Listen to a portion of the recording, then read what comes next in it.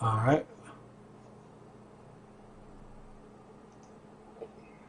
I'll tell you when studio's on.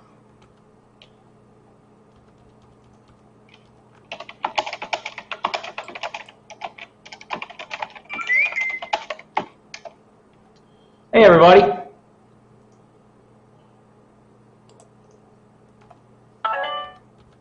Hope everyone's doing well. Give it a few minutes before we crank this thing up. We will be talking about some news, some just breaking news, of course. Get some tweets out, take care of a little business and jump right in.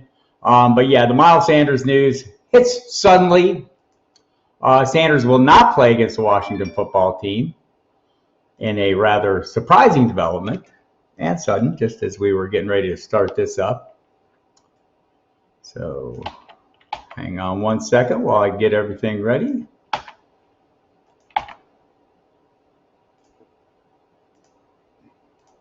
Make sure I can see your questions when they start arriving. We appreciate you coming in. And so yeah, this is a new thing.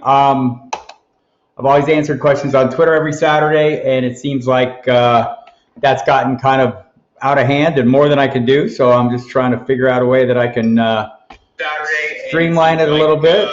There I am. That's gotten kind of out of hand and more than I can do. So I'm just trying to figure out a way that I can streamline it a little bit. There are only 7 of me going right now. Out of hand and more than I can do. So I'm just trying to figure out a way that I can streamline it a little bit. There are only 7 of me going right now. All right. Technology defeating me soundly, as always. Get the tweets out and let people build up. Looking forward to taking your questions. So I've always done this on Twitter, basically, and spent about 8 hours every Saturday doing this, and it just seems like it'll be a little more efficient for me. I hope it works out well for you, or reasonably well for you. Jay-Z already starting off the questions. By the way, if you're just dialing up here, there are some issues going on. Miles Sanders has been ruled out, so there will be no Sanders in Philadelphia. Boston Scott, Corey Clement, Justin Huntley will carry the load against the Washington football team. That'll make things interesting. We also have some other injury issues that we'll be dealing with this week. Miles, beyond that, Mike Evans, listed upgraded to questionable from doubtful. Cortland Sutton, officially questionable.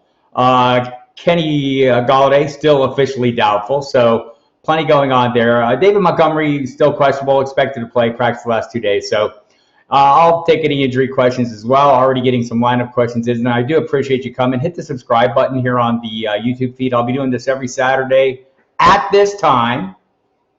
So get a little schedule going, and hopefully make it easy for you to get your questions in, and help me get your answers out to you. And Jay-Z, first question: half point Edelman, half point PPR Edelman, or Marlon Mack, full point JT, Jonathan Taylor, or Melvin Gordon, or Boston Scott? Well, I'd probably go with Edelman. Look, I don't know, with regard to Mack and Jonathan Taylor, I mean, I think it's going to be Jonathan Taylor. I could be totally wrong. I do know the Jaguars defense is like soft butter. And, they've lost, 7 defensive linemen prior to the season, literally. So they're going to have a hard time stopping the run. The Colts have a great offensive line. So I'm playing Jonathan Taylor. I prefer Jonathan Taylor. But that's based on very little. We saw the report by Zach Kiefer from The Athletic this week that they drafted Jonathan Taylor to spell Marlon Mack. I'm not sure I'm buying that one. I don't know if you trade up into the second round to make that move. But I think Jonathan Taylor is a great fit. So I'd probably lean that way. I might lean Edelman, in a half point PPR. I mean, I don't know what Mack's role is going to be, and I know what Edelman's is going to be, or at least what they'd like it to be. So that'd probably be the way I go. So Boston Scott becomes interesting, of course, in that other equation because there is no Miles Sanders. So it'll be Corey Clement in the mix there as well too. So I don't know that Boston Scott is the guy that is going to get the bulk of the workload. So you guys will be surprised to learn it's week 1. There are going to be a lot of mysteries. I mean, there'll be some things where we have a lot of clarity, like we all knew Clyde Edwards-Helaire was going to be very busy, and dang it, if he wasn't. 138 yards on the ground, great start to his season. better as a runner than we expected and a little less receiving. Can you trust Mike Evans on Sunday? The options are Philip Lindsay and Antonio Gibson, Johnny Smith, full PPR. Look, I don't know that you can trust him. I mean, you do have a fallback for Monday night in Jonnu Smith, so that gives you the chance to do it. I do know, talked to Scott Reynolds from pewterreport.com last night. He thinks Evans is going to be the primary guy based on what he saw in training camp this year. So it's entirely possible that if he plays, he is that lead guy. But I mean, honestly, you know, no practice Wednesday, no practice Thursday, limited Friday, still a game time decision. So trust is a hard thing right now. I would not trust him. But if I had no viable options, I probably wouldn't go that way. I think all those are viable options. And if you really wanted to wait out Evans, you have two choices, Lindsay or Jonnu Smith. So I'd go with that. Half point PPR, David Parton, Cam Akers or Tariq Cohen. Not really sure. You know, everything I've been told is Akers' role isn't going to be that great early on. It'll be more Malcolm Brown. Darrell Henderson will be in the mix, right? So I think with Cohen, especially with David Montgomery, you know, a little nicked up, I think Montgomery will play. Talked to Patrick Finley from the Chicago Sun-Times also last night, and he says he can't remember a player in the Matt Nagy era, at least, practicing fully Thursday and Friday and not playing. So Cohen's role is going to be, you know, there regardless. So I'd probably lean Tariq Cohen. Maybe depends on the rest of your roster. If you've got like some really high floor guys and you want to take a chance on Akers and think he's going to catch lightning in a bottle, it's not a bad play. Peter Kilfoyle, is this all set start? Can I ask Dynasty questions? You can ask anything you want. So yeah, the Miles Sanders kind of came out of nowhere. You know, basically what we had been hearing was they were maybe going to work him slowly into the mix. He hasn't practiced much the last 3 weeks or so. They kind of kept him in bubble wrap as training camp wound down. Worked on a limited basis all this week, seemed to be in a good way. But kind of like, you know, what we heard about Cortland Sutton, Mike Kliss from 9 News in Denver made a really good point that they want Sutton. Did they want Sutton to be at, you know, 65, 70% this week, or do they want him at 90, 95% going forward? And I think that's what we're seeing with Sanders here, is they're just being cautious. We saw what he was capable of down the stretch. We all invested heavily in him, so it's kind of a drag that he won't be playing this week, but we'll adjust, adapt, and overcome. Let's see. Is this? I don't know what that means. Kevin O'Brien. Austin, I'm thinking of trading David Johnson in Dynasty. What is a reasonable return for him? Well, I'd want something I'd pay another starting running back for. You know, and right now is probably a good time to trade him. Are you looking for draft capital or players? Who do I prefer, CeeDee Lamb or Preston Williams? I probably prefer CeeDee Lamb this week. But Preston Williams in general, I'd like to give him a week and see kind of how that knee is. I know he's off the injury report. I expect him to be good. It's not a great matchup for either him or Devontae Parker, although Devontae Parker pretty much tore up Stephon Gilmore last game. That's not been historically so I'd probably give that a week and see what's up. I do like Preston Williams over the course of the season.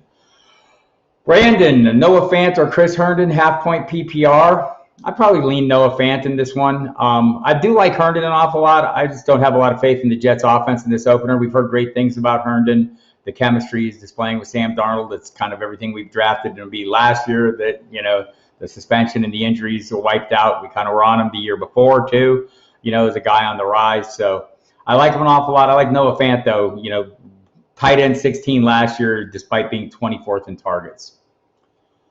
Young players for DJ. Yeah, I mean, you know, yeah, I would throw out some offers. I'd try to get a couple players back in return. He's a starting running back, so that seems like a reasonable starting point if you're looking for younger players. I would target, you know, I mean, it's so subjective, right? I mean, you're going to go out there and, you know, I would look at other rosters, find out the players that you see that have holes at running back and players you'd be interested in. Make them an offer, more than one player, maybe more players than you want would be a wise starting point, and go from there. PPR League, Steve Lindor. I need 2 of these 3, Crowder, Deontay, and James White. And in my half-point PPR League, I need 2 of these 3. All right. So in the first question, I'd probably go Crowder and James White. Deontay is off the injury report. I don't think it's a really tough matchup, but the fact that he's a little nicked up and those other guys aren't necessarily so much. I think Crowder's going to be a target monster. I think James White will as well. Half-point PPR league, 2 of the 3, Miles Sanders. Well, Miles Sanders won't be playing this week, so your decision has been made for you. In case you missed it at the top, Miles Sanders has been ruled out, won't be making the trip to Washington for this game. The hamstring issue, they're going to play it safe with him. Which kicker for the season? Bills, Rams, Colts. I was offered, kickers are kind of on you, Ted. I would play the one with the best offense. To me, that seems like the Rams at the moment, so that would be probably my preference. He's not a known commodity, but neither are any of these kickers for any of these teams. So there's that. I was offered the Bears D for Green and Baltimore's defense. It's AJ Green and the Bears D. Yes, I would take that. You bet.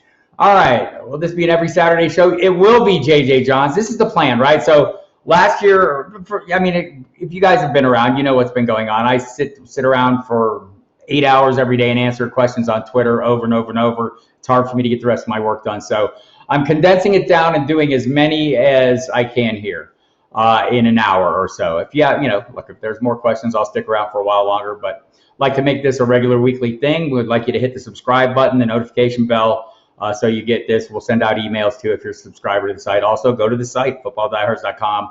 If you aren't familiar with it, use the /free trial, footballdiehards.com/free trial, and check it out. If you like it, use the promo code Diehards when you order, get 15% off. So, Brandon Handy, okay, let's see. Matt Rust, I know Matt Rust. Superflex question, Drew Lock or Ryan Fitzpatrick? I'd probably go Ryan Fitzpatrick this week. I mean, it's 6-1, half dozen of the other, but I'd lean Fitzpatrick just based on the strong play last year. Can't play Sanders or Akers or Jonathan. Can't play Sanders, so Akers or Jonathan Taylor. I'd take my chance on Jonathan Taylor in this one. The Jaguars defense being the prime reason. Don't really have a great clarity on the roles for either guys. I have my suspicions, right? I mean, I think Taylor's going to play a bigger role early on. My expectation is Akers. I talked to Jordan Rodrigo of the Athletic a couple weeks ago. She seems to think Akers is going to be a work in progress, and maybe by about the middle of the season, he takes over as the lead guy. And I think a lot of us are sleeping on Malcolm Brown. It's a pretty good matchup, so I'll go that. And Matt, maybe it depends on your other quarterback too, by the way. I mean, if you have a really super high floor guy and you want to take some chances, I mean, I like Locke, but the big problem for me is the weapons. If he doesn't have Cortland Sutton, KJ Hamler, probably not going to play either. We'll see if Sutton plays or not, but that would kind of leave him with Jerry Jeudy and Tim Patrick and Noah Fant. So I don't know. I'd probably go with I'd probably still go with Fitzpatrick. Yeah, Breeze gives you a nice high floor, so you can take the chance if you want it. I'm going to go with Fitzpatrick on that one.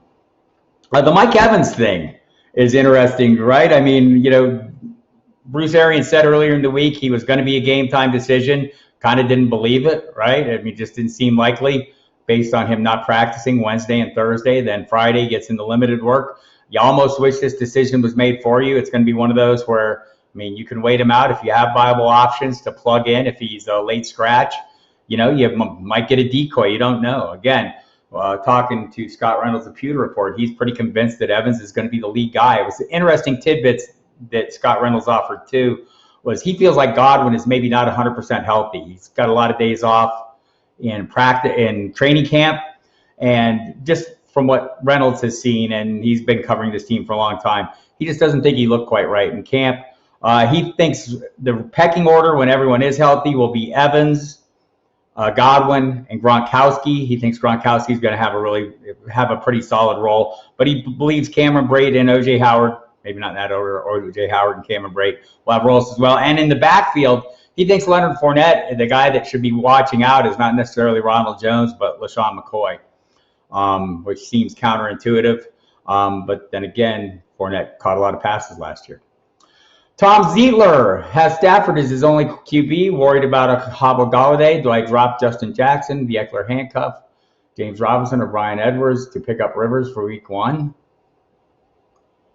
That seems like a little bit of overreacting, but I mean, I don't know if Justin Jackson is really the handcuff, right? I mean, he is one of the guys that's available to work in tandem with Eckler. I don't know that he'd be the full-time guy if something happened to Eckler. Joshua Kelly, kind of a guy I like.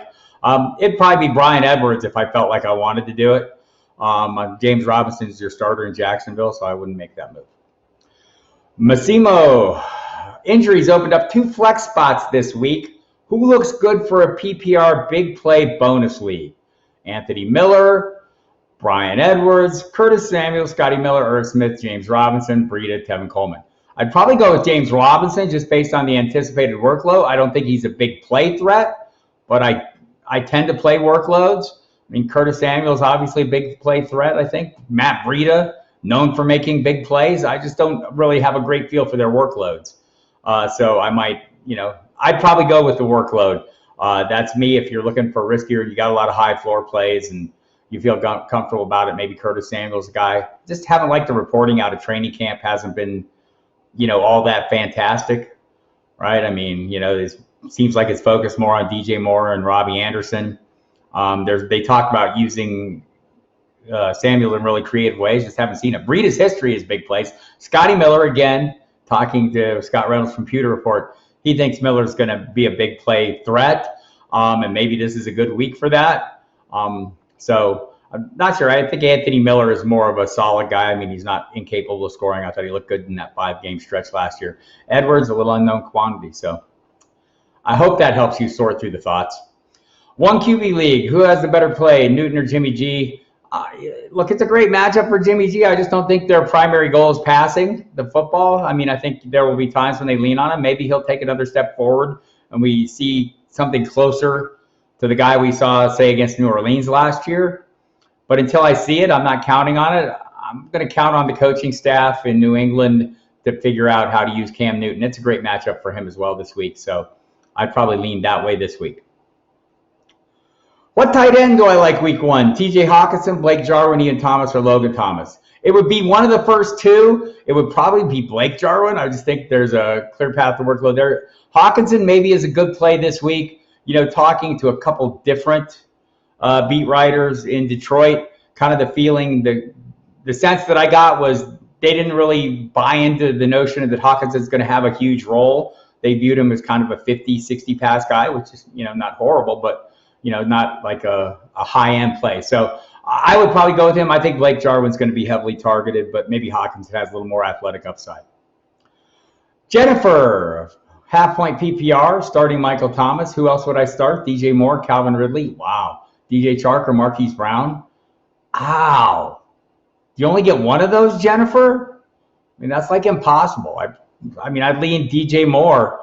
And probably I like them in the order you have them. I might go Marquise Brown. Look, Michael Thomas gives you such a high floor. You could take chances here. I'd go Moore. I love Marquise Brown. I love the matchup this week. Cleveland secondary's beat up. So, I wouldn't talk you out of that either. Come back and tell me there's like 3. Oh, you have 1 flex spot for them. Okay. Yeah, it'd probably be Moore. I wouldn't talk you out of any of those guys, including Marquise Brown, who might kind of sneakily move up in the second, given the injury issues in Cleveland secondary. Matt Rust is back, my man. And last flex spot, Marvin Jones, Ronald Jones, or Boston Scott. Half-point PPR, and somebody doesn't know should ask you about your cats. I have cats. They're fantastic. I love them dearly. I don't know if they can say the same for me. Because they're cats. They don't love anybody except themselves. So, boy, Matt, that's it. I mean, that's a pretty level group. I mean, kind of depends on you want. If you're looking for the big play upside, Marvin Jones is that for me. I don't think Boston Scott is not that. I don't think he'll get a complete workload. I think Ronald Jones has a better chance for complete workload and not a great matchup. So, I'd probably go Marvin Jones on this one. But Boston Scott against Washington seems like a really solid opportunity with Miles Sanders out. So Ronald Jones probably falls down to the bottom of this list, and I don't think he's horrible. Again, Scott Reynolds talked about him a little bit and thought he's going to be just fine, at least early in the season. Just don't like the matchup as much. All right, Jennifer, 5-point PPR, 0.5 PPR, starting Eckler. Who else would I start? Jonathan Taylor, Chris Carson. I'm pretty much going to start Chris Carson every damn game until he gives me reason not to. And I love Jonathan Taylor, but this is kind of maybe an opportunity to see what that role is and see how comfortable we are with it. I was drafting Chris Carson ahead of Taylor. I would play him ahead of him. So that's where I'm at. A little talk about, I know Pete Carroll mentioned Carlos Hyde maybe getting a bigger split. I will also believe that when I see it. Yeah, Matt Rush, I hear you, man. Leaning that way too. By the way, on Cortland Sutton, the Monday night game, Mike Kliss, I mentioned 9 News in Denver, was talking about, how the question is obvious. Do they want him at 60, 70% this game and then maybe aggravate the injury? Do they want him to give him a week and wait 90, and have him back 90%, maybe a week away? Whatever. I mean, we've seen some of these guys come back from shoulder injuries. Jalen Reagor already back. Mike Williams close to being back. So, I mean, maybe they think they can give him a week off. But Vic Fangio says he's going to make him do 10 jumping jacks as a test to see whether he can get on the field. That's an interesting test. Old school Vic Fangio, we call him, everybody. So keep the questions coming. I'm here for them. If you want to subscribe to this channel, we'll send out notifications. We have tons of live videos that come up here. We've got a Wednesday night DFS video, Sunday morning DFS video. We've got John Lobb's Friday night college football video. My weekly Saturday injury video goes up a little before this one. This will be a regular thing every Saturday, 4 p.m. Eastern. I will answer whatever lineup questions you have. I realize many of you like doing this on Twitter. It just became too time-consuming, hard for me to keep up with. You can also listen to me, of course, on the SiriusXM Fantasy Sports Radio. You can do that Tuesday and Thursday on Fantasy Dirt, which I host with Michael Fabiano at 8 p.m. Eastern. You can catch the football Diehards at 10 p.m. Friday and Monday nights, 10 till midnight. You can also catch a Saturday night. We're going to do a new thing. We've always been doing the NFL channel show, so we'll be doing that from 8 to 11 p.m. Eastern time. The second 2 hours, and eventually all 3 hours will be simulcast on the Fantasy channel. So you won't be able to miss us. Get in your calls. We'll take all kinds of lineup questions, have a good time. And, of course, you can catch me Sunday mornings with Jeff Manns on the pregame show in the 2 hours leading up to kickoff. So that'll be a good time as always. Go over a little. Steve Lindor with Sanders out. Needs a half-point PPR. Needs 2 players for the RB, one for an RB and one for a flex. Oh, Montgomery or Taylor. So between Montgomery and Taylor, I think Montgomery is probably healthy enough he's going to play the game. But if I have a choice between a guy going in injured and a guy going in healthy, even not being sure of Taylor's role, I probably lean that way. It's a super soft Jaguars run defense. Again, mentioned earlier, they've literally 7 defensive linemen have left that team for various reasons through injury, attrition, suspensions, etc. I'd probably play Marquis Brown in the flex. I'm assuming you have some reasonably high floor guys. Again, I love Crowder. I think he's a great play. I might flex both those running backs too. But Marquis Brown, I think, is in a really good position this week. Really good matchup against the Cleveland Browns, whose secondary is struggling with injuries, and that seems like a good deal. I would probably play Wentz this week. Nick D. I love Stafford. Seems like his main weapon, Kenny Golladay, is going to be, ailing. So I'd probably just do that. I know Jalen Reagor back for Wentz should make a little difference. Love Deshaun Jackson, Zach Ertz. I think he's got plenty of weapons. With all the injuries in Philly, how do you feel about taking a flyer on J.J. Arcega-Whiteside? I'm probably not there. I've heard he's improved greatly. Talking to people at camp, they like the way he looks. I would like to see it translate onto the field before I invested in it, or before I rolled with it in my lineup. I mean, I'm okay investing with it. If you got a roster spot or you're churning the bottom of your roster, I wouldn't have expectations. I'm going with Hayden Hurst, Jennifer. I do like Jonnu Smith. I think he's if you put together the games where he's been productive or at least gotten significant targets, he's been super high end. They just don't seem to be primarily a passing team. They use him in creative ways. When you're playing Hayden Hurst, you're playing more the role. I mean, Dirk Cutter has been heavily targeting tight ends not since I got in this business. I've been around a little while, but for a while, right? So I think that's what you're hoping for, is the continued heavy targeting. Hurst has good lineage, just didn't get a chance in Baltimore. Jonathan Taylor and Mark Ingram is the running back 2.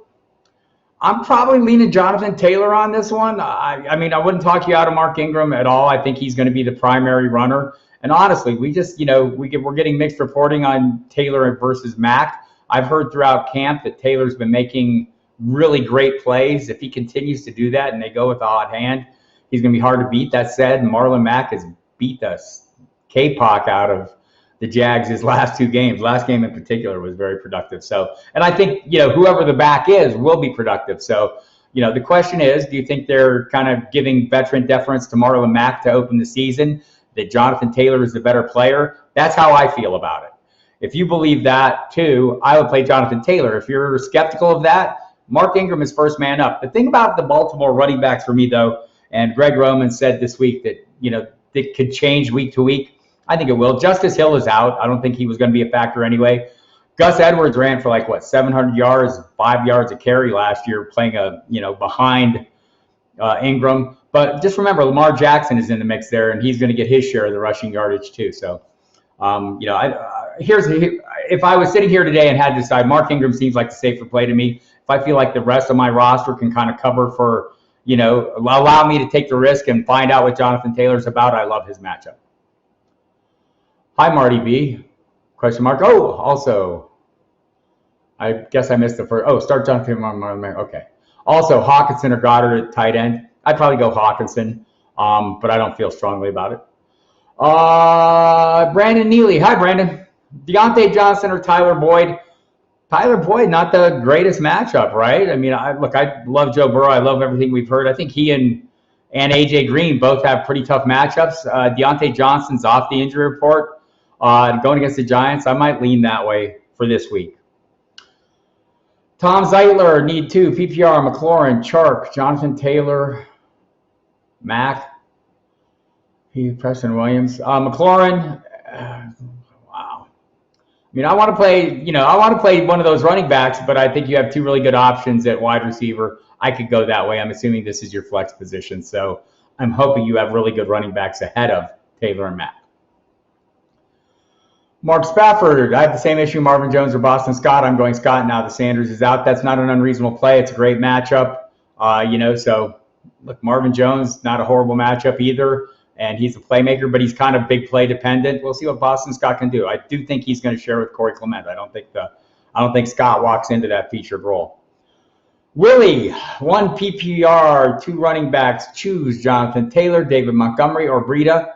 I'd probably go Taylor and Montgomery there. I'll be honest with you. I've had I drafted the hell out of both of them in best ball, or ended up with didn't draft the hell out of them. It wasn't like I was out there I must have Jordan Howard and Matt Breida, but they fell to me a lot in best balls, and so I kind of split it up fairly evenly. But I don't know if they're either guy that I want to play. And maybe if we hear something about Jonathan Taylor, you should use the footballdiehards.com website. There will be information on there about Montgomery.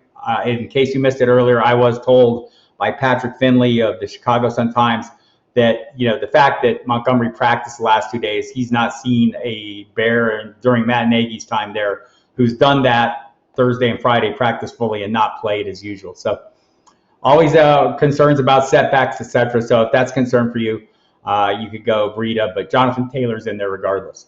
Mark, do I think Scott will get a full workload? I don't know if he's built for a full workload. So, I mean, I do think we'll see some Corey Clement, or Clement, however you like it. I can say it either way.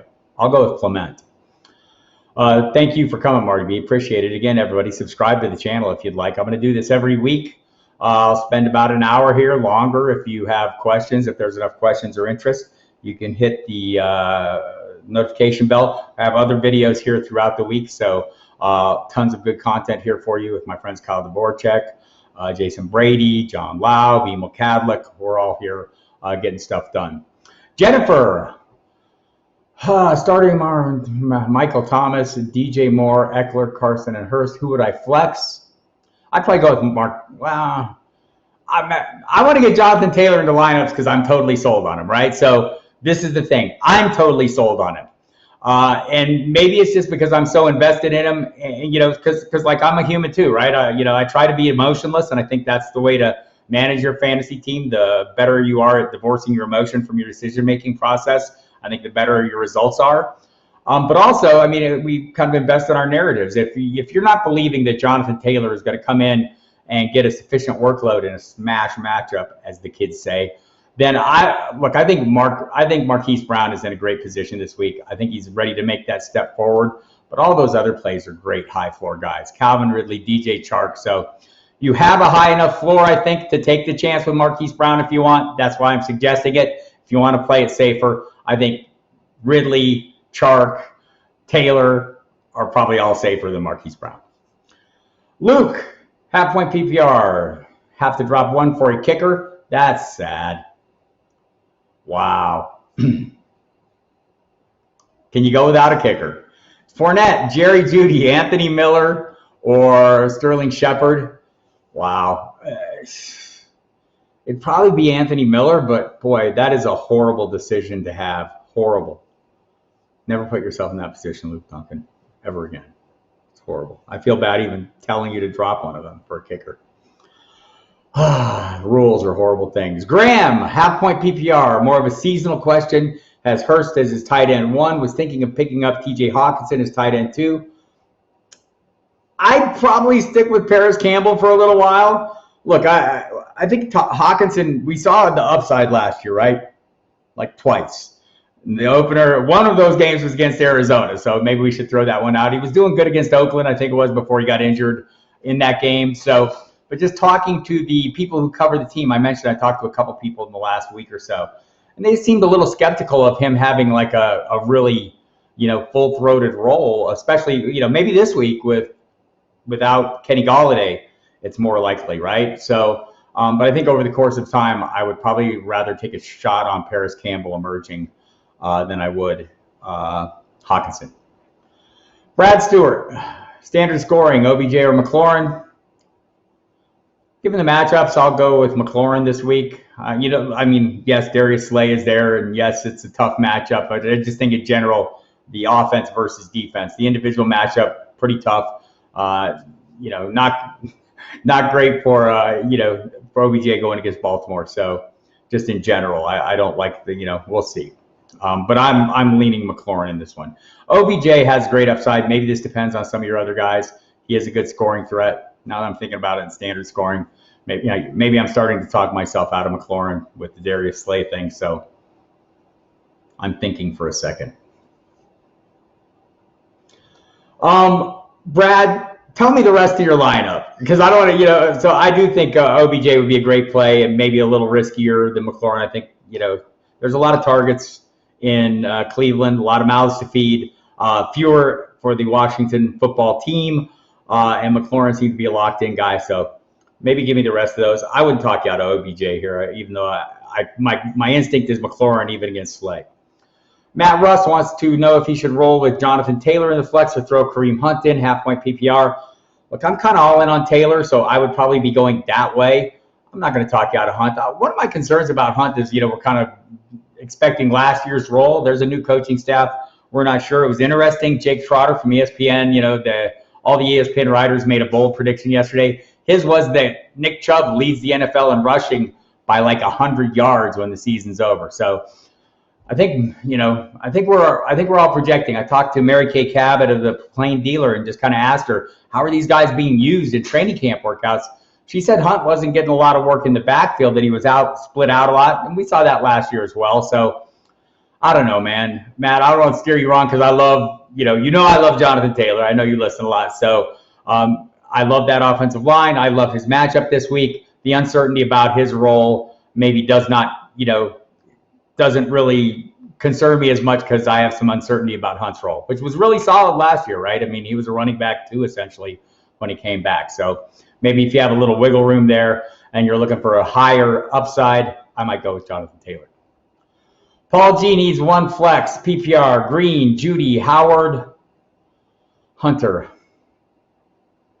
I want to play AJ Green really bad. I don't know that I want to play him against Casey Hayward really bad. And a strong pass rush in Burrow's first game. Howard's, and I don't, Jerry Jeudy might be the top option for Denver when Monday night comes around. We don't know about Cortland Sutton yet. Doesn't seem like Hamler's going to play. Tim Patrick, not exciting anybody. Noah Fant, a little exciting, but Jeudy might be the guy. Howard, I'm assuming Jordan Howard, not an enthusiastic endorsement here. I'm playing him in some lineups. I might, I want to play green really bad. I just don't think the matchup is great. I might go Judy here if you don't want just the safe floor, which I think Howard is. And I guess it's Hunter Henry. Hunter, you're not. So Hunter Henry, it's a solid play. Damn, that's pretty tough. And hi, John Laub. By the way, if you have questions and John Laub chimes in, he is one of my colleagues here at the website. You can catch his college football, fantasy football blitz right here live every Friday night on the Football Diehards channel. You can also check out his DraftKings, the Gridiron's sheet of knowledge for DraftKings play every week at footballdiehards.com. Really great information in there. So I'm not trying to bail on you, Paul G. I'm buying myself time. Maybe I'm just thinking, Henry is the guy just to deflect to, because all those others aren't really that appealing. I think Judy's role might be great. As much as I want to play green, I'm not just that keen on the matchup this week. By the way, I'm just now seeing the 49ers have placed Deebo Samuel on injured reserve, so he's out at least 3 games. So kind of not terribly surprising. I've been a little skeptical of him all along, it seems. I feel like that injury, the timing seemed like they were pushing him back a little fast. If you remember when he got the surgery in June, the last 2 weeks of June, it was like a 10 to 16 week injury, they said, a recovery. And those Jones fractures can be kind of tricky, right? So I was just a little skeptical. So he'll be out at least 3 weeks. So we have that. I'm with you, Matt Rust. Miles Sanders is out. Wow. And Boston Scott, for sure, a must start this week. I don't know if he's a must start. It's going to depend on my options. I think he's going to have a greater role. I think probably he'll split with Corey Clement, but it's a great matchup. But I guess the question is, do you think his role changes materially from what it was last year? I thought it was great towards the end of the season. So I'm not against it, but I don't think he's a must start. I think it depends on your options. Flex position, PPR, says S. Mazuka. I hope I'm saying that. I'm not butchering that too horribly. J.K. Dobbins, Christian Kirk, Paris Campbell, or Matt Breida. Boy. Christian Kirk seems like the surest role right now as the wide receiver 2 in Arizona. They're going to put up a ton of work. I'm sure DeAndre Hopkins is going to get a ton of interest from Richard Sherman, but I'm guessing they'll scheme. I don't know if it'll be shadow coverage. They might move him around enough to keep that from happening. I'd probably lean Kirk. I wouldn't talk you out of Dobbins. I just don't know what the role is going to be yet. I'd like to kind of give that a week to breathe and see what we get from Ingram. I know that means you might lose out on a good week from a player, but that's kind of how it works week 1. And this is a weirder week 1 than ever, right? That's part of the problem for all of us. We're flying semi-blind. It's kind of liberating, people. It's kind of nice to be able to say, well, wow, I saw him have that one really good play. Well, we haven't seen any really good plays. We have seen Christian Kirk be really good last year. I think Paris Campbell's a guy I want to roster and wait on. Matt Breida, I'm okay playing him, and I think he's going to be good. He's got a great history of big plays. He's very fast. Breida the cheetah. So I don't know if that offense is one I want to invest in outside of the top receiving threats there, or that I want to really rely on. I'm probably going Christian Kirk in this one. Thoughts on Evan Ingram for this week? Pittsburgh's defense is very tough. Look, I think Ingram, if you drafted him, I'm trying hard to think of, I can only think of a handful of guys that would have been drafted ahead of him. And if you don't have any of those, I'd probably be playing them. I know there's a lot of guys downrange that are very appealing, and maybe matchups are going to be of interest. If you maybe give me who you're comparing with, I think it's a tough week for the Giants. That's my estimate. That's my prediction. I know, very bold. All right, who would you start, Jared Cook or Mike Gesicki? I might start Jared Cook in this one and just see it. Look, I think Gesicki, though, down the stretch last year was phenomenal. I expect the role to be similar to what he had, even with the change of offense. Chan Gailey uses a lot of 3 and 4 receiver sets. Expect Gesicki to line up in the slot a little bit, like he did last year, or at least split out. He's not really the normal tight end. Maybe if you're looking for upside, Gesicki's probably still the guy. There's some holes in the Patriots defense. Maybe I'm talking myself into Gesicki. Jared Cook, we see, he's going to either have a huge, last year was massively efficient, right? And it had to be for him to finish the year as good as it was. That New Orleans offense is so funneled through such a narrow band of players, and I don't know if Emmanuel Sanders makes that any easier for him. So maybe I would go Gesicki here, Mike. I think I've talked myself into it. I should probably check my rankings and see how crazy that is. Brad Stewart, full point PPR, Antonio Gibson or David Montgomery. The rest of his lineup is McLaurin. Oh, okay. So, again, Gibson's a guy we're kind of playing based on the chatter alone, right? I mean, you know, and what we've heard from camp is they want to have him a pretty good role. Don't have a lot to hang our hats on from his college production. I'm just checking my rankings here to make sure. Gesicki, Cook. It's pretty damn close. You know, they're both top 12, so I'm probably going to go Gesicki. So Antonio Gibson, again, I'm not against playing him. You know, I maybe am a little bit skeptical about him. Maybe I should be more skeptical about others. I look at the, you know, your option is David Montgomery. I'm assuming he's going to be active. If you missed out, you know, local reporter told me guys that practice fully Thursday and Friday almost always play under Matt Nagy or always have that he's seen. So, you know, the thing about Montgomery is there's a clear path to workload when he's fully healthy, and he has to do something with it. We didn't see a hell of a lot of that last year, and I think they'll do better this year. So I'm guessing this is like your flex play or not your starting guy, and it's full point PPR. I wouldn't talk you out of Antonio Gibson because at least he's healthy, but I'd probably lean Montgomery here a little bit. I think he's the safer, you know, just a safer workload.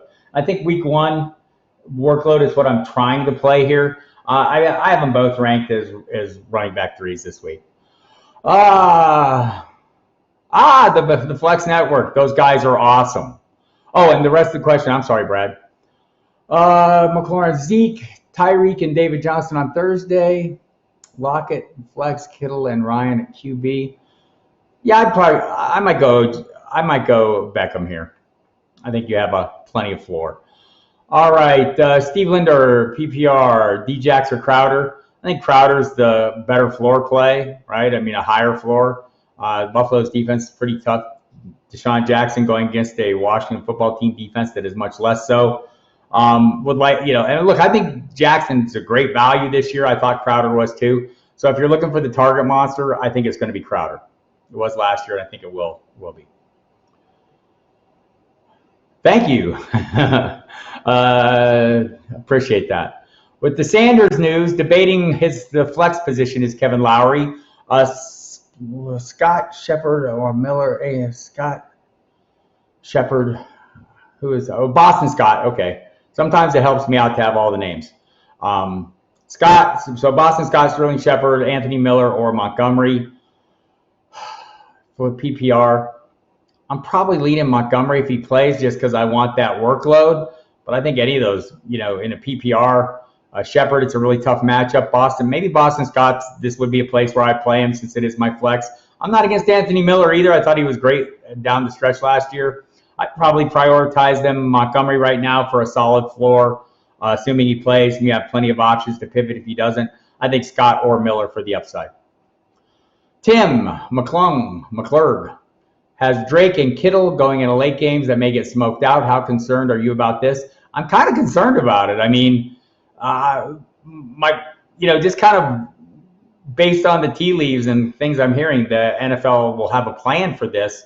Whether it's they postpone the game, play it somewhere else Monday night or something along those lines seems likely. So I think I just wait it out and try. But that's something we're all going to have to watch. The air quality index in California, not good for both the San Francisco game. And that's a problem for Kevin Coleman, who has sickle cell trait. So, you know, the air quality is a big deal for him with a pre-existing condition. He's talked about not playing in this game in particular, and also for the Rams and Cowboys. So something to watch. As a Debo owner, would you cut him or hold bait? And by the way, Tim, you don't have good options late. I mean, you know, I think they'll get the game in. You know, it's just whether they get it in Sunday. So that's kind of, I think you would still get their production. There just might be some changes. Maybe they have to go back to Arizona, and that's possible too. As a Debo owner, would I hold on to him or cut bait?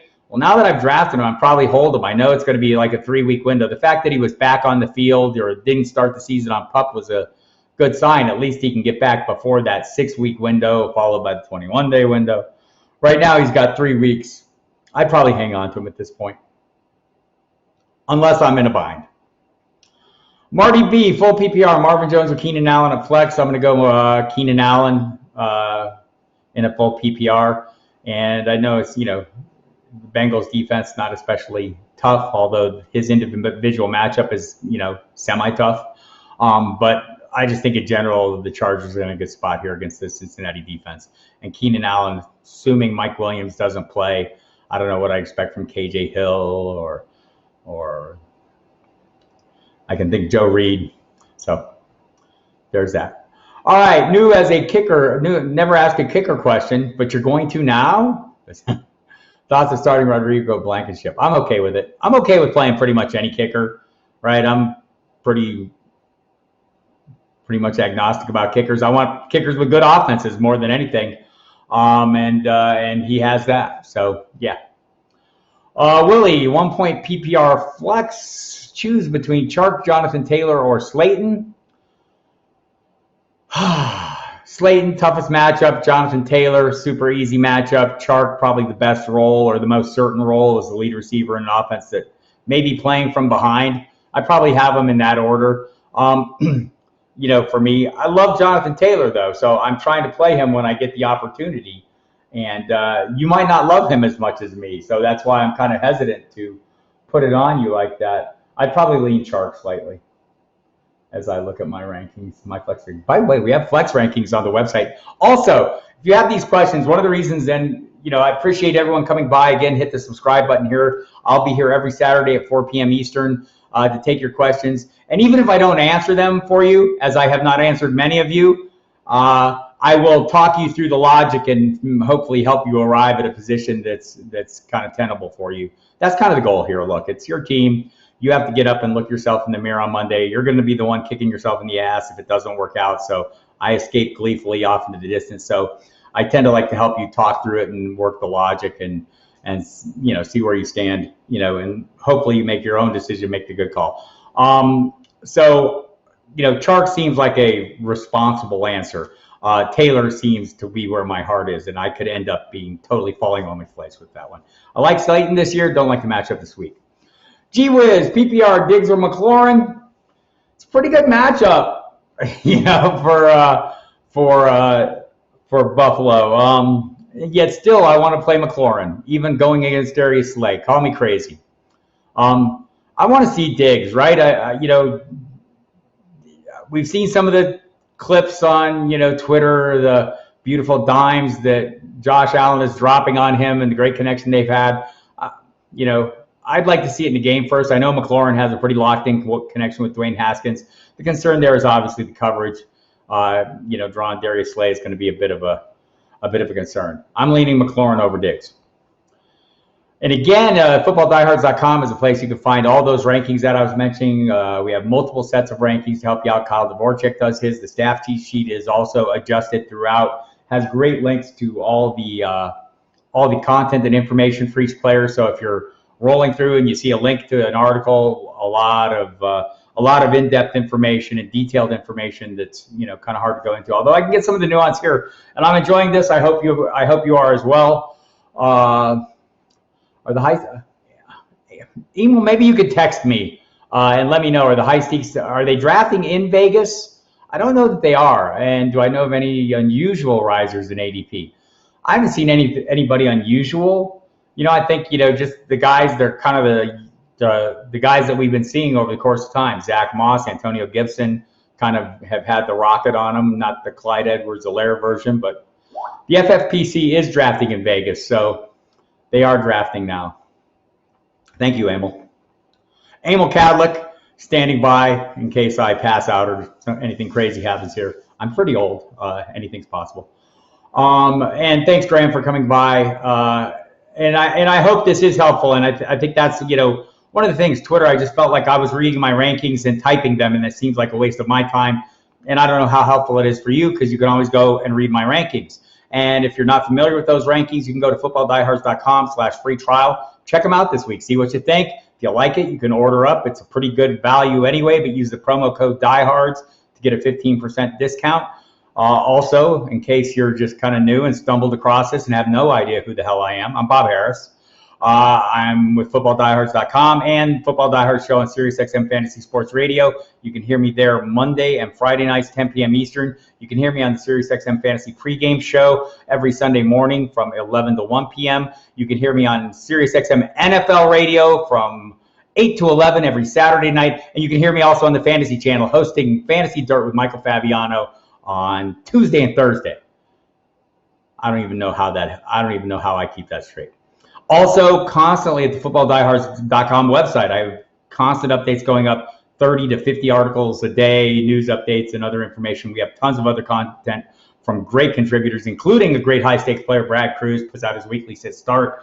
We have Kyle Dvorak, Justin Lanero, John Laub, just a great mix of people, Emil Kadlik doing things as well. So I'll be here every week. I'll spend about an hour. I'm not done yet. I got another 10 minutes or so. And look, if everyone's asking questions and we go longer, that's cool too. Just like to get you all up to speed. Willie, 1 point PPR he wants to choose for his flex. Gibson, Goddard, Michelle, Slayton. Thank you, and I appreciate that. Mike Dempsey appreciates any kind words he gets because he doesn't give very many because he's Mike Dempsey. I'm just kidding. He gets a lot.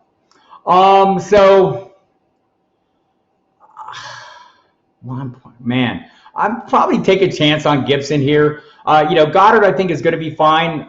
But I think expecting him to produce at a starter level every week seems like a bit of a reach right now. I'd like to see how it plays out a little bit. They have more receivers there now, although not all of them yet, but they have more.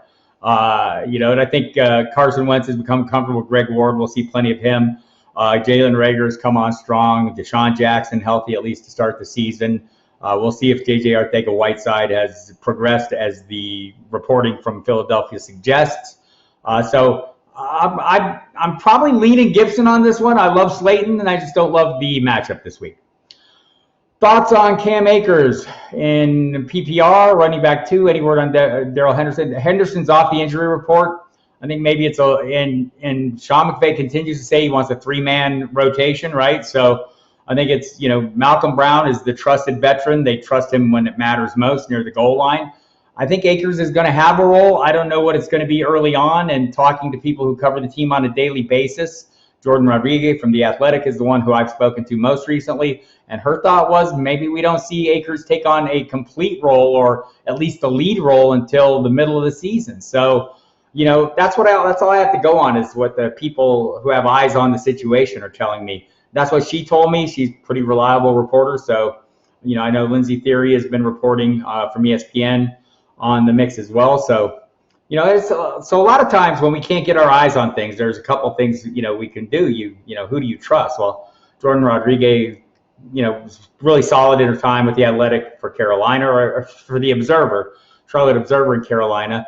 Now she's with The Athletic in Los Angeles. So I kind of go on her track record, just like, Gilbert Manzano, a guy from the Orange County Register that I've talked to for the last couple of years. And, talking to me about Joshua Kelly being a player that I have a lot of faith in, that he shares that faith in. So, you kind of go with the people you trust. So I just don't know, RB2, I think the problem with all these guys at running back, whether it's Jonathan Taylor, Cam Akers, DeAndre Swift, Kerryon Johnson, Adrian Peterson, whether it's Mark Ingram, J.K. Dobbins, whether it's Boston Scott or Corey Clement this week, Antonio Gibson, I think, some of these roles are going to be determined by the hot hand.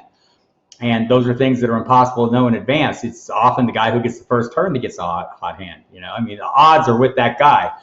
So it makes it a little bit of a, obviously a struggle. And when we work through, one of my concerns this season in this unusual offseason is, even more so than usual, we've seen, in the past few years with the new CBA that they signed, that they kind of limit the number of padded practices, veterans playing less and less in exhibition games, which I'm not against. It just kind of, it seems like September's been more volatile in recent years because of those things. I think this year it's going to be even more volatile. I've asked a lot of people who cover the teams on the ground, who's ahead? Who's got the edge? Is it offense? Is it defense? And you would think maybe it's defense. It's a little easier to get things going. I don't know that that's necessarily the case. And a lot of the reporters I've talked to have said, no, the offense, we may see some things from offense. One of my concerns was like Daniel Jones is a player I'm in on, right? I love what he did last year. I love his upside. I love the weapons around him. I don't love that Nate Solder opted out, but all these things. There's a lot of good things, and the production last year was great, fumbles aside. But it's a really tough schedule the first 4 or 5 weeks of the season. It's a really tough schedule week 16. That worries me a little bit. And so I've been asking a lot of people, what do you think about defenses, being on point early in the season? I don't think anybody has a really strong clue. So what I'm trying to do is go with the guys that I'm most certain about roles as much as possible. And when we get to these kind of, gray, different shades of gray decisions like these running back situations, I'm trying to play it cautiously. You don't have to. Some of this is going to depend on what the rest of your roster looks like, right? I mean, look, if you have a bunch of great high floor players, you can take some of these chances. You can, my gut feeling on Jonathan Taylor might or might not come true, right? I mean, I love the situation. I love the draft capital invested in him. I love the offensive line. I love the scheme, the offensive philosophy of the coaching staff. I don't love the Marvin Mack's there. The same thing, getting a question from Brad Stewart about how I see the running back situation in Baltimore playing out. I mean, look, Mark Ingram's getting older, but he doesn't have the amount of wear and tear the usual 30-year-old running back would have, right? Because he's shared throughout his career. Lamar Jackson is part of this equation as well. I think we're all drafting Dobbins as if down the stretch he is going to emerge as a league winner for us. And I don't know that that's wrong. I will say some of these guys that end up being league winners are guys that nobody drafts. But you've noticed I noticed the ADP of Dobbins going down as the draft season went on because I think just people became not clear on that certainty. So some of this is going to depend on Ingram. Greg Roman said this very week that the running back rotation is going to be a week-by-week decision. I think Dobbins, you could make the argument, is solid or ball carrier as anyone in the draft this year, and that includes Edwards-Helaire, Taylor, and is a really good fit for the scheme and what they want to do, much like Taylor is, much like Edwards-Helaire is. So those are things you can hang your hat on, and I do think, assuming the number one role at some point is going to happen, we'll see if it happens this year down the stretch. That's what I drafted him to happen. I think on Cam Akers, right, what do we have to hang our hat on there? Well, he ran behind a really horrible offensive line in college and was really successful. Can he duplicate that in the pros? Because the Rams' offensive line's not great. So, I mean, there's a lot, DeAndre Swift. I mean, the Lions thought he was the best back in the draft, and they like an awful lot about him. And the guys, that he's competing with, to me, I mean, Adrian Peterson is serviceable. Kerryon Johnson, just haven't seen that upside yet. So I think Swift has a shot at some point, but it's also an offense where I think their desire or their need has been to throw the ball. They've relied on Matt Stafford. They have a lousy defense. Maybe that improves. Maybe they can establish more of a run. But I think Swift has some good receiving skills, or at least he demonstrated those in training camp. So all these things are a little bit hard to decipher, and some of this is your own personal opinions, and that's one of the things about fantasy. I have mine. You may or may not agree with them, and feel free to argue with me here. I encourage that kind of thing. But, that's part of this. We have our Jonathan Taylor or Hollywood Brown for the flex, says Fernando Castillo. Again, this, a lot of times, and I don't mean to sometimes I feel like I'm vacillating or not giving a really forthright answer. My answer right now would be Hollywood Brown, right? I mean, just in a vacuum until I see Jonathan Taylor. I love Jonathan Taylor. I think he's going to have a great season. I think he's an ideal fit for the offense. I think the offensive line is great. All these things. I think the same things about Hollywood Brown, and I think it's a great matchup for him, just like it's a matchup for Taylor. I'd probably lean Brown in this case, just based on the injuries in that backfield and not knowing what Marlon Mack is going to do, that little bit of uncertainty. And Hollywood Brown had some really good moments for a guy that, was tiny last year. 157 pounds last year, 180 this year. Healthy, not on the injury report, the screws out of his foot. One of the things that had me drafting Marquis Brown a lot this offseason was the way the coaching staff talked about him. And it's not the same, but it's similar to the way they talked about Lamar Jackson last year. And one of the reasons I started drafting Lamar Jackson when he was still a double-digit round guy was because of the way they spoke about him, talking about that he's going to change the way offenses played. They were all totally invested in him. I think they are saying similar things, or I hear a similar tone when they talk about Hollywood Brown. So I think he's going to make a huge leap. And I hope it doesn't cut into Mark Andrews touches because I have a ton of that.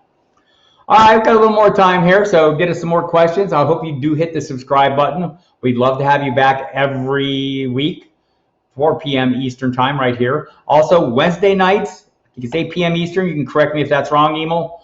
8 p.m. Eastern is Kyle Dvorak and Jason Brady talking DFS lineups. We'll be doing that Sunday mornings. Emil, you can give me the time on that as well so I don't screw that up. I think it's 9 a.m. Eastern time. So check those out. Live video streams here on the YouTube channel. Sunday's 11 a.m. My bad. It's 9 my time. 11 a.m. Eastern time. So check that out. Get some last minute lineup questions in there and some DFS commentary there. You can also hear me on the SiriusXM Fantasy pregame show with Jeff Mans, starting at that same time, 11 a.m. Eastern, right up through kickoff. They go an hour on the live video. And also Friday nights here on the channel, John Laub talking college fantasy football with Emil Kadlik. It seems like a great time. Tim McClurg. I'm sorry, McClurg. I keep calling you McClung. I don't know why. Need 2 in a 1-point PPR, Hollywood, OBJ, and Calvin Ridley. You have 3 number 1 receivers. Do you have a preference yourself? Like, you know, I think Hollywood Brown's kind of an upside play. So is OBJ. So take your pick between those and go with Calvin Ridley. I'd probably lean Hollywood given the matchups, but I don't think there's a wrong answer here for you. You know, I mean, there will ultimately be one, but I think as we sit here today, there is not one. Steve L. has Daniel Jones in a PPR league with QB passes equals 6, limited 4-man bench. Do I drop Anthony Miller and grab Cam Newton? Sure.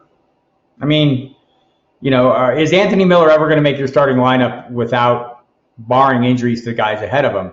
Yeah, I think Cam Newton's probably a guy you could play, you know, to help you get through. I mean, you know, this week for sure, Daniel Jones worries me against Pittsburgh in the opener. So, yeah. Do I think Carlos Hyde would have any value if Chris Carson gets injured? First of all, I'll have no Chris Carson gets injured slander on this channel, sir. No, I'm just kidding. I'm heavily invested in Chris Carson. Yes, I think he would. Drop Daniel Jones and keep Cam. You know, I like Daniel Jones an awful lot. I think what we saw last year, Cam Newton's a little bit of an unknown. I mean, I think, no, I probably wouldn't do that. Does Van Jefferson have the 3rd receiver spot with the Rams, hoping the Rams go back to 11 personnel-based offense? You know, you're going to see a lot of 12 still. But he does have the 3rd receiver spot, according to everybody who covers the team, and just basically sounds like he's really been everything they expected, gives him that real deep threat. And my Josh Reynolds shares weep. So, yes. And they did pay Cooper Kupp today, 3-year contract, $48 million. They're putting a lot of pieces around this Jared Goff. We'll see if he can get the job done. Honestly, he wasn't horrible, Jared Goff, down the stretch last year, or at least the last few games.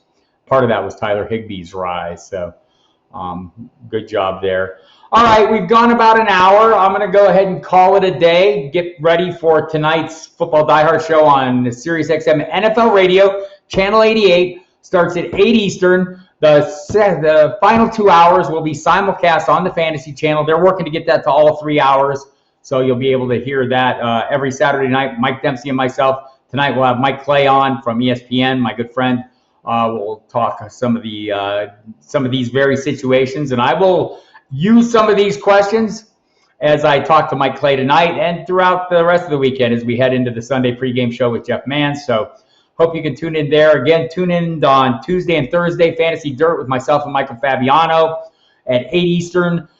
Monday and Friday nights, 10 p.m. Eastern, Mike Dempsey and myself doing the Football Diehard show. Saturday night, 8 to 11 on SiriusXM NFL. You can catch Mike Dempsey and myself as well. We'll also be have a beat writer in from the beat writers from both the Buccaneers and Saints covering that game, get a little more information on Mike Evans and maybe that running back situation for Tampa, and maybe that Tom Brady character, Gronk, those guys. We know what's going on in New Orleans. Alvin Kamara, happy, healthy, content, secure. I hope this translates to huge numbers just like you do. $75 million in new money for Alvin Kamara. $63 million for Dalvin Cook, same 5-year deal. So a little security for him as well. Fournette, Ruggs, or Evans, please. I'm probably going to play Ruggs. I'll play the guy I know is going to start. I mean, you know, I mean, you have to make a decision before. You could pivot to Fournette. I just don't know what the role is going to be. What I was told was there would be a little bit more Fournette than we expect, but still Ronald Jones the starter. I'd probably go Ruggs in this one. Who knows what Carolina's defense is going to be? They were horrible last year. I'm all in on Josh Jacobs. And the secondary is not great. They did draft a lot of guys, but I'd probably go Ruggs. Who do I like the full season? Point PPR. Christian Kirk or CeeDee Lamb. Very similar guys. No problems with the all caps. I got you. We're good. Who do you like for the full season? I mean, I probably like CeeDee Lamb a little bit. I'm playing for upside. I think with that level of receivers, I think he's the guy. We've seen Christian Kirk have some big games, but I think we're all counting on CeeDee Lamb to be what he was in college, a big play threat. Steve L, which two? DJ Moore, Michael Gallup, or Robert Woods? I'd probably play Moore in Woods. I love Gallup, but I think those other two are better options. All right, kids, we're going to call it a show for now. I'll be back next week, 4 p.m. Eastern time. I'll tweet it out. I'll give you reminders heading up to it. I hope you found this useful, and I hope all the people who have been asking me questions on Twitter in the past come subscribe to this and deal with the fact that I'm not answering questions on Twitter because it's hard for me to keep up with all the questions. So hopefully this is a more efficient way for all of us to do this. Thank you, Ibrahim. I appreciate that. I appreciate all of you coming. Look forward to seeing you next week right here. And thank you. Go ahead and hit yourself up thefootballdiehards.com/free trial. If you're not a subscriber, get a free look around. Then when you do subscribe, and you will, use the promo code Diehards to get a discount. Thanks, everybody. We'll catch you next week.